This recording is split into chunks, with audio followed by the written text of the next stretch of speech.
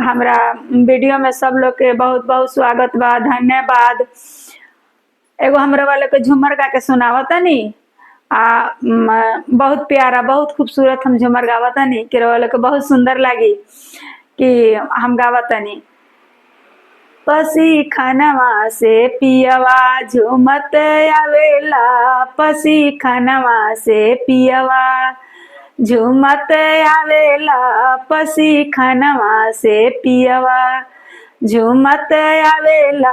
हाथ में लेवे बोतल, बोतल में भरल दारू, हाथ में लेवे बोतल में भरल दारू, बोतल पर बोतल पियत आवेला, बोतल पर बोतल पियत आवेला, पसी खनवा से पियवा झूमत आवेला, पसी खनवा से पियवा झूमत आवेला।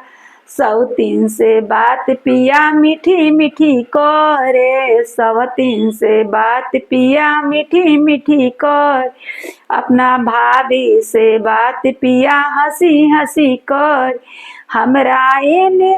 हमरा एने तनी उलटी नाता के, पसी खनवा से पियवा झूमत आवेला।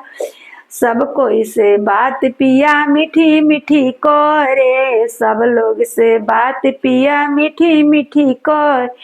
हमरा एने तनी तकबो ना करे, पसी खनवा से पियवा झूमत आवेला। अगर हमार गीत अच्छा लगी तो रउआ लोग सब्सक्राइब कर मत भूलाएं, कमेंट भी करम, लाइक भी करम, तब हमरा पता लगी कि हमार गीत रउआ लोग के पसंद पड़ता। अगर ही हंसे लगी रही झूमर गीत गावाता कि ई सब बात के कौन माने के वो सब कहता नहीं, सीरियस नहीं कि हंसे खातिर तो झूमर वाला लोग बियाह शादी में हमनी के बिहार में गावल जाला, सब लोग गावेला तो खूब रौनक चढ़ेला कि अभी नाचेला लोग अथी में शादी में गीत गावेला लोग, बड़ी सुंदर लागेला। बियाह शादी तो गीते गाने से शोभेला।